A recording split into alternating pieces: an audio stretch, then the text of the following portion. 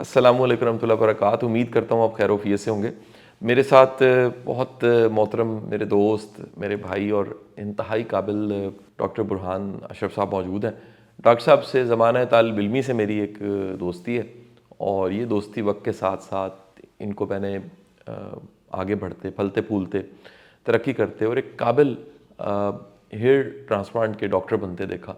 और एक ऐसा जर्नी जिसमें इन्होंने खुद एक एंटरप्रेन्योर भी बने कि इनका जो सफ़र है वो एक क्लिनिक पे तकरीबन 5000 ये सर्जरीज कर चुके थे। उसके बाद इन्होंने अपना एक पूरा सेटअप शुरू किया और बहुत अच्छा काम कर रहे हैं। अच्छा, ये क्योंकि एक ऐसा एरिया, एक ऐसा सब्जेक्ट है जिस पर मैं कभी बात करता हूँ, बहुत बड़ी वजह ये है कि मार्केट में बहुत से क्वैक्स हैं, बहुत सा फ्रॉड है और ये अपनी ज़िंदगी के साथ खेलने वाली बात है जिसमें आप खुदा न खास्ता किसी ऐसे शख्स से हेयर ट्रांसप्लांट करवा लेते हैं जो आप बाद में बीमारी कैरी कर लेते हैं, कोई इन्फेक्शन कैरी कर लेते हैं, या फिर वो रिज़ल्ट्स नहीं आते और आपकी पर्सनैलिटी अच्छी लगने की बजाय और बुरी लगना शुरू हो जाती है। तो मेरी ये कोशिश होती है कि कोई भी मेरा दोस्त मेरे सर्कल में खैर का काम कर रहा है तो उसको रिकॉर्ड भी किया जाए, उसके साथ बातचीत भी की जाए और वो जो अच्छे काम कर रहा है वो दूसरों तक भी पहुँचे। तो डॉक्टर साहब, क्योंकि मैं तो ये समझता हूँ कि इंतहाई पाकिस्तान के पढ़े लिखे काबिल हेयर ट्रांसप्लांट के सर्जन हैं, डॉक्टर हैं और ये उन चंद लोगों में शुमार इनका होता है जो उंगली पे गिने जा सकते हैं, जो बाकायदा बाहर से क्वालिफाइड हैं, यूके से इन्होंने टॉप की जो मेडिकल के इंस्टीट्यूट से वहाँ से पढ़ा, डिग्रीज़ ली, मेहनत की और अपना मकाम बनाया। अब डॉक्टर साहब के साथ जो मेरे सवाल हैं, ये सवाल भी मेरी टीम जो हमारी पहले से वीडियोस हैं, डॉक्टर साहब के साथ पहले भी काफ़ी वीडियोस हमने रिकॉर्ड करके अपलोड किए हैं और उससे बड़ी दुनिया को फ़ायदा मिला है, बड़ी दुनिया दुआएं देती है डॉक्टर साहब को, मुझे भी। तो वहाँ जो सवाल रह जाते हैं, बड़े लोग कमेंट्स में क्वेश्चन पूछते हैं, यूट्यूब पे क्वेश्चन पूछते हैं, फेसबुक क्वेश्चन पूछते हैं या हमारी टीम से रब्ता करते हैं कि जी डॉक्टर साहब से ये भी पूछ लें। तो वो सारे सवाल फिर हम इकट्ठे करते हैं और डॉक्टर साहब के सामने रख देते हैं। काफ़ी अरसे बाद बैठना हो रहा है डॉक्टर साहब, बहुत बहुत शुक्रिया आपका। बहुत बहुत शुक्रिया। मैं हर बार एक ही बात से शुरू करता हूँ कि आपका मोहब्बत है, प्यार है कि आप इतने अच्छे टॉपिक पे बातचीत के लिए बुलाते हैं जिस पे अवेयरनेस की ज़रूरत है। बहुत शुक्रिया। और इससे मेरी कोशिश होती है कि हम जितना सच बोल सकें, जो अवेयरनेस दे सकें लोगों को, वो देनी चाहिए। अच्छा डॉक्टर साहब, आप बड़े ही ना बेसिक कुछ क्वेश्चन हैं जो हमने शायद पहले मिस किए हैं, कुछ ऐसे सवाल हैं जो आज बड़े रेलिवेंट है, पूछे जाते हैं। नेचुरल हेयर लाइन क्या होती है और ये कैसे बनती है और क्या बनाई भी जा सकती है कि नहीं बनाई जा सकती? देखिए, दो तीन चीज़ें हैं। कोई भी जब कोई शख्स ट्रांसप्लांट के लिए आता है, उसकी कोशिश होती है उसकी नेचुरल लुक बन जाए। अब दो चीज़ें हमने माइंड में रखनी होती हैं। एक तो जो अल्लाह ताला ने नेचर ने हेयर लाइन बनाई है, वो बनाना किसी के बस की बात नहीं है, हम उसके पास जा सकते हैं।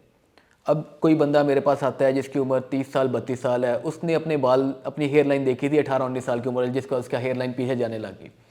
उसकी कोशिश होती है कि वो नीचे माथे पे वो वाली हेयर लाइन बनवा ले। तो मैं इस तरह के पेशेंट को हमेशा ये कहता हूँ कि भाई अगर आपका हेयर लॉस नहीं भी होता ना, तो भी एज के साथ साथ थोड़ी सी हेयर लाइन पीछे जानी थी। That is a mail character, इंसानी जिस्म का एक करेक्टर है।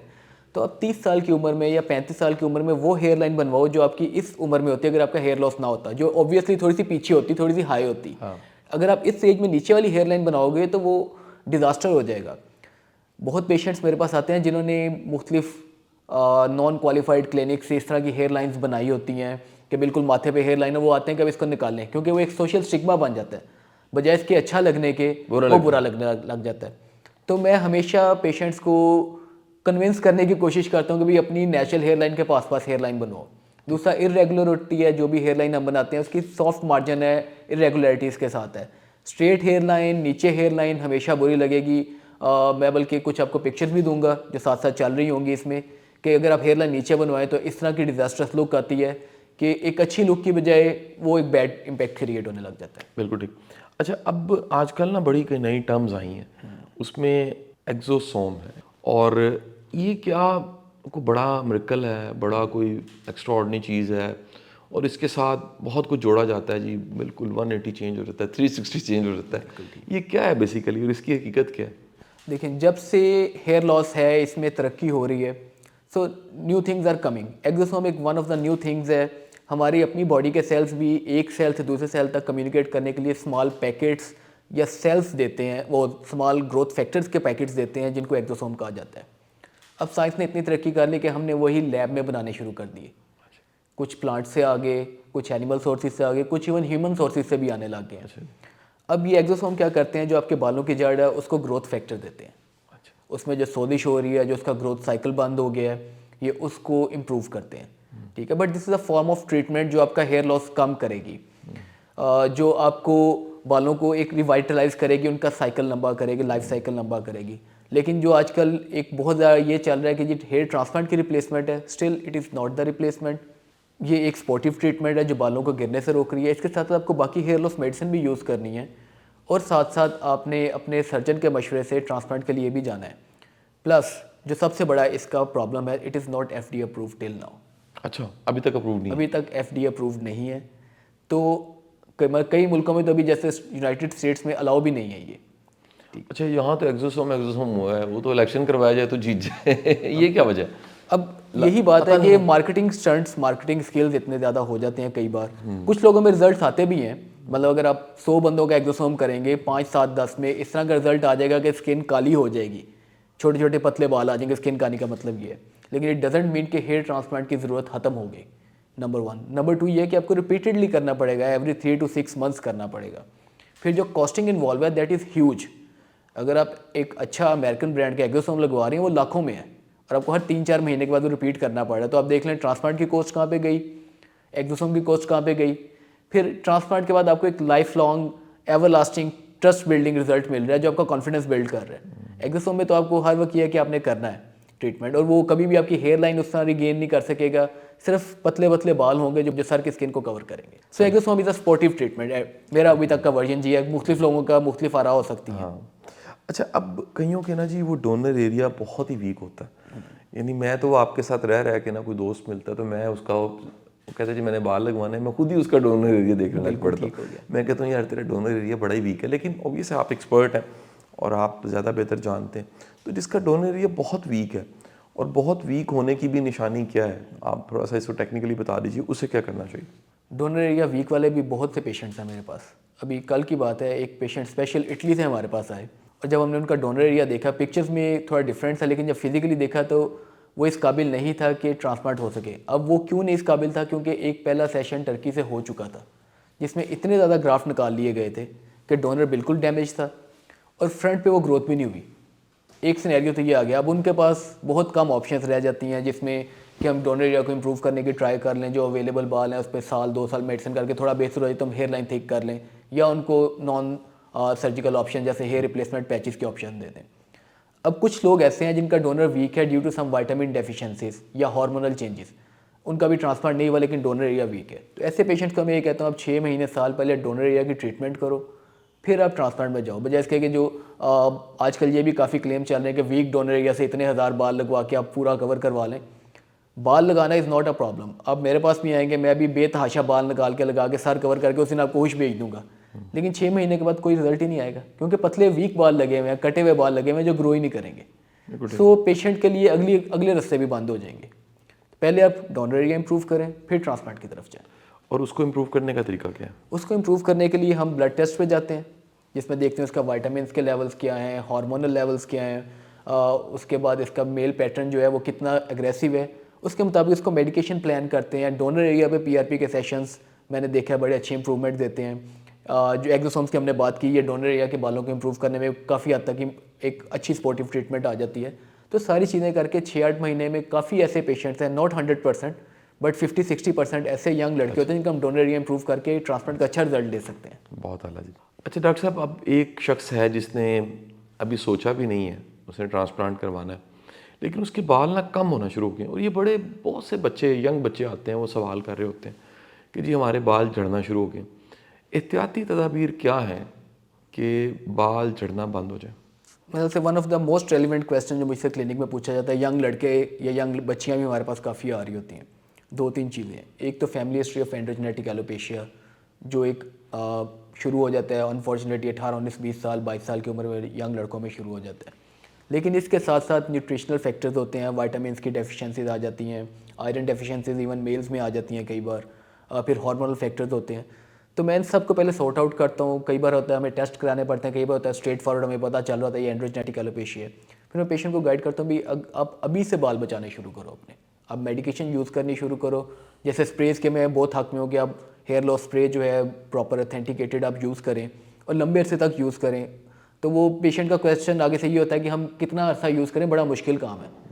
तो मैं इसकी मिसाल ये देता हूँ कि आप रोज़ाना सुबह उठ के टूथब्रश भी तो करते हैं ना, and you have to do it for whole of your life. बिल्कुल ठीक तो आप उसके साथ ही अपना स्प्रे रख दें, टूथब्रश करने में आपको 5 मिनट लगेंगे, स्प्रे लगाने में आपको 10 सेकंड लगेंगे। बिल्कुल ठीक है। तो इस पे काफ़ी लोग कन्विंस हो जाते हैं स्प्रे लगाने पे कि आप डेली बेस पे जो 100, 150, 200 बाल गिर रहे हैं और नीचे से नया नहीं निकल रहा, उस रूट को, उस फॉलिकल को स्टिमुलेट करते रहें कि वहाँ नीचे से नया बाल कम से कम पतला ही निकले, निकलता रहे, प्रोसेस आपका डिले हो जाए। आपने 2-3 साल में अगर आपका हेयर लॉस होना है 7-8 साल तक चला जाए।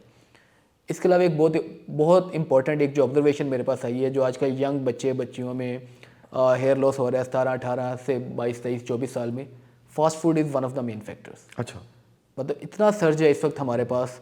ये जंक फूड है ना बेसिकली जंक फूड एक ज़्यादा अच्छा वर्ड है उसके लिए, कि हमारे पास आगे फ्रंटल हेयर लॉस तो है ही, पीछे डोनर एरियाज भी वीक हो रहे हैं, वीक डोनर की बात भी यहाँ पे आ गई। सो पेशेंट को मैं ये लाजमी गाइड करता हूँ कि अगर आपने मेरी ट्रीटमेंट करनी है, साथ आपने ये कमिटमेंट करनी है कि आप जंक फूड बंद करें, आप नेचुरल डाइट पे आएँ, आप फ्रूट्स पे, वेजिटेबल्स पे, मीट पे आएँ, तो आपका ऑटोमेटिकली कुछ अरसे में आपका काफ़ी बेहतर हो जाएगा, हेयर लॉस या डोनर एरिया इंप्रूव हो जाएगा। अच्छा डॉक्टर साहब, ये जो हेयर स्प्रे है ये करते क्या हैं? बड़ा रेलिवेंट क्वेश्चन है। अभी तक FDA ने 3 चीज़ें अप्रूव की हैं हेयर लॉस ट्रीटमेंट के लिए। नंबर 1 इज़ माइनॉक्सिडिल, क्योंकि ये एक ऐसा सॉल्ट है जो बालों में ब्लड सप्लाई को इंक्रीज़ करता है जब आप स्प्रे की फॉर्म में लगाते हैं। अच्छा, ठीक है, जब बालों की ब्लड सप्लाई इंक्रीज़ होगी, ऑटोमेटिकली उनको ज़्यादा एनर्जी मिलेगी, उनकी ग्रोथ बेहतर होने लग जाएगी। ये FDA से अप्रूव्ड है हेयर लॉस ट्रीटमेंट के लिए टॉपिकल फॉर्म में, अब ये खाने वाली फॉर्म में भी, टैबलेट में भी आ गया हुआ है। दूसरी चीज़ है फिनेस्ट्राइड।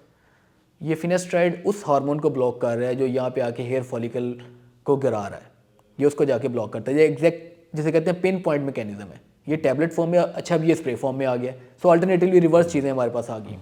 तीसरी चीज़ जो FDA ने अप्रूव की है वो लेज़र कॉम्ब है या लेज़र कैप अब आ गई हुई है, जो स्पेसिफिक फ्रिक्वेंसी पे लेज़र लाइट डिलीवर करती है जिससे बाल थिक होते हैं। इसके अलावा जितनी ट्रीटमेंट्स हैं, आप मल्टीवाइटामिन्स कह लें, आप वो डिफरेंट तरह के बाकी कॉस्मेटिक स्प्रेस कह लें, या आप एक्सोसोम्स कह लें, ये सब के सब स्पोर्टिव और ट्रायल बेस पे हैं अभी तक, इनका सॉलिड एविडेंस नहीं है अभी तक। सही। अच्छा, जिस तरह डॉक्टर साहब मर्द हेयर ट्रांसप्लांट करवाते हैं, औरतें भी करवाती हैं? फीमेल्स का एक बहुत बड़ा सेगमेंट है हेयर लॉस का या हेयर ट्रांसप्लांट का भी इवन, जो अनरिकॉग्नाइज्ड है। अच्छा, फीमेल्स में हमारे यहाँ पे अनफॉर्चुनेटली एक टैबू समझा जाता है कि बाल गिर रहे हैं, जाके डॉक्टर को दिखाना है, तो बड़ा एक फियर फैक्टर होता है। फीमेल में भी जैसे मेल पैटर्न हेयर लॉस है, इस तरह एक फीमेल पैटर्न हेयर लॉस एक प्रॉपर एंटिटी है और बेतहाशा फीमेल्स को होता है। उसकी भी सबसे मेन वजह जो है वो हार्मोनल है, जैसे PCOS या कोई बाकी फीमेल हार्मोन ऊपर नीचे होना। उसमें ये करते हैं कि हम पहले उनके हार्मोन सेटल करते हैं, हार्मोन सेटल करके with combination of her gynaecologist या एंडोक्राइनोलॉजिस्ट वो किए, उसके बाद उनको ट्रीटमेंट दी, ट्रीटमेंट से इंप्रूव हो गया, ठीक। अदरवाइज हमें फीमेल्स में भी हेयर ट्रांसप्लांट कई बार करना पड़ता है, स्पेशली हेयर लाइन लोअरिंग, जिनका जेनेटिकली हेयर लाइन ऊपर होती है, या फीमेल पैटर्न ऐसे आता है कि हेयर लाइन ठीक होती है, दरमियान में थिनिंग हो जाती है, तो हमें वहाँ पे बाल लगाने पड़ते हैं। फीमेल्स में भी ट्रांसप्लांट है, फीमेल्स में भी हेयर लॉस मैनेजमेंट है। सिर्फ ये बात मैं यहाँ पे सबको मैसेज देना चाहूँगा कि this is a treatable disease, आप एक प्रॉपर क्वालिफाइड डॉक्टर के पास जाएँ, आपका ये इशू सॉल्व हो जाता है। लेकिन मुझे लगता है कि डॉक्टर साहब ये टैबू है एक ना, ये बहुत बड़ा एक टैबू है। कि औरत जो है वो ट्रांसप्लांट करे, लेकिन ये वैसे करवाया जा सकता है। बिल्कुल होता है, हमारे पास काफ़ी पेशेंट फीमेल पेशेंट्स हैं ट्रांसप्लांट करवाने के लिए। अच्छा, फिर बड़ा कॉमन सा क्वेश्चन लगेगा आपको, क्या हेयर ट्रांसप्लांट करवाने के बाद बाल गिरना बंद हो जाते हैं? This is the question. मैं अपनी अक्सर पहले भी अपने पेशेंट्स को कहता हूँ, हर बार ये बात कहता हूँ कि मैं हेयर लॉस या हेयर रेस्टोरेशन को 2 पार्ट्स में डिवाइड करता हूँ। हेयर रेस्टोरेशन का 30% पार्ट है हेयर ट्रांसप्लांट, 70% पार्ट है hair loss management. Hair transplant में हमने कोई नया बाल ऐड नहीं किया। अगर आपके सर पे आज 30,000 जड़ें हैं और आप ट्रांसप्लांट के लिए आए, तो ट्रांसप्लांट के बाद भी आपके सर पे 30,000 जड़ें ही रहेंगी। हमने सिर्फ डोनर एरिया से कुछ ग्राफ्ट निकाल के आगे लगा दिए। ठीक। लेकिन जो आपके डेली बेस पे 100, 150, 200 बाल गिर रहा है और आप उसको नहीं बचा रहे, तो आप अपना 70% पार्ट मिस कर रहे हैं। अगर फॉर एग्जांपल आपने ट्रीटमेंट शुरू किया, आपके 1 साल में 2,000 जड़ें गिरनी थी, वो ट्रीटमेंट की वजह से सिर्फ 500-700 गिरी या 1000 गिरी, 1000 आपने बचा ली, तो आपने 2-3 साल में एक सेशन जितने अपने बाल बचा लिए, एक ट्रांसप्लांट के सेशन जितने बाल बचा लिए। ठीक है। तो मैं अपने पेशेंट को कहता हूँ भाई मेरा काम सिर्फ 30% है, 70% आपने खुद करना और कई सालों तक करना है। जो हमने माइनॉक्सिडिल की बात की, फिनेस्ट्राइड की बात की, हेयर लॉस मैनेजमेंट की, PRP की बात की, वो सब के सब उस 70% पार्ट में फिट इन करते हैं। नहीं तो ये होगा कि ट्रांसप्लांटेड बाल रह जाएंगे, पीछे से सारे बाल चले जाएंगे, तो एक अजीब सी सिचुएशन आपने देखा होगा कई पेशेंट में बन जाती है कि सिर्फ ट्रांसप्लांटेड बाल है, बाकी सारे बाल साइडों से नीचे आ गए, तो वो एक बजाय इसके अच्छा लगने के और बैड इम्पैक्ट क्रिएट हो रहा होता है उसमें। अच्छा, मैं आपके क्लिनिक क्योंकि आता रहता हूँ, दोस्ती है, आजकल तो रमज़ान है लेकिन वैसे कभी कॉफ़ी पीने भी आ जाता हूँ, आपसे गप लगाने आ जाता हूँ, एक आपके साथ एक बड़ी पुरानी एक कह लीजिए भाईबंदी कह लीजिए, दोस्ती कह लीजिए। मैं आता हूँ तो हर दफ़ा कुछ ना नया हो रहा होता है, मुझे बड़ा अच्छा लगता है। आपके क्लिनिक को मैं विज़िट करता हूँ तो हर दफ़ा एक नई जहत उसमें खुलती है। क्या हो रहा है जी नया, और नई चीज़ें क्या आपने ऐड की हैं? आज से कुछ अर्सा पहले हमने इसी क्लिनिक में कहा था कि हम एस्थेटिक साइड पे सारी पूरी लॉन्च कर रहे हैं, क्योंकि मैं खुद एक प्रॉपर क्वालिफाइड डर्माटोलॉजिस्ट भी हूँ। तो हमने अब ये किया कि हमने स्किन ट्रीटमेंट्स भी शुरू कर दी हैं। उसके भी फर्दर 2 सेगमेंट्स रखे हैं, क्योंकि हम इसको बड़ा सिस्टमेटिकली करना चाह रहे होते हैं। एक है क्लिनिकल डर्माटोलॉजी, जिसमें स्किन डिजीज़ हम सारी ट्रीट कर रहे हैं, जिसमें एक्नी या पिगमेंटेशन या सोराइसिस, एक्जिमा, ये सारी चीज़ें आ जाती हैं। दूसरी है एस्थेटिक पार्ट, जिसमें लेज़र हेयर रिमूवल है, हाइड्राफेशियल्स हैं, स्किन टाइटनिंग प्रोसीजर्स हैं, स्किन वाइटनिंग या ग्लो प्रोसीजर्स आप कह सकते हैं। फिर इसके अलावा हमारे पास मल्टीपल ट्रीटमेंट्स, बोटॉक्स हैं, फिलर्स हैं, तो ये सारी चीज़ें हमने उस पार्ट में भी रखी हैं। और अब क्योंकि हम इसको लॉन्चिंग फेज़ में आए हुए हैं, तो हम इसमें बड़े अच्छे डिस्काउंट्स या जैसे कह रहे हैं कि वो भी सारे कर रहे हैं पेशेंट्स के लिए, सो दैट कि पेशेंट्स को क्वालिटी मैटर भी यहाँ पे मिले और पता चले, अवेयरनेस एक अच्छी क्रिएट हो। इस सब के साथ जो सबसे इंपॉर्टेंट चीज़ है, जो बड़ी अंडर रेटेड चीज़ है, बड़ा मिस सेगमेंट है, हमने मेल्स के लिए ये सारे सेगमेंट रखे हैं। ठीक है, अक्सर आपने देखा होगा एस्थेटिक सिर्फ फीमेल मार्केट को, ऑडियंस को ही टारगेट कर रहे होते हैं। हमारे पास मेल्स के लिए सारे ट्रीटमेंट्स अवेलेबल हैं। जो ट्रांसप्लांट के लिए आ रहे हैं वो बाकी सारी ये ट्रीटमेंट भी करवा के जाएँ, तो दे विल गेट सिर्फ बालों के साथ साथ वो बाकी चेहरे से भी जवान नजर आए। ठीक है, बहुत आला। डॉक्टर साहब बड़ा शुक्रिया जी। और तमाम जो सुनने वाले हैं वो डॉक्टर साहब की टीम से रब्ता करना चाहें तो डिस्क्रिप्शन में भी नंबर होगा, और इस वक्त भी नंबर का जो टिकर है वो चल रहा होगा। तो मैं खुद डॉक्टर साहब का बड़ा फ़ैन हूँ। मेरा जो हेयर ट्रांसप्लांट है वो डॉक्टर साहब ने किया हुआ, तो मेरी अगर आप लुक देखें 4-5 साल पहले वाली और अब वाली, तो उसमें ज़मीन आसमान का फ़र्क है। तो आप सबका भी बड़ा शुक्रिया डॉक्टर साहब, शुक्रिया, अपना ख्याल रखिएगा। अल्लाह हाफ़िज़।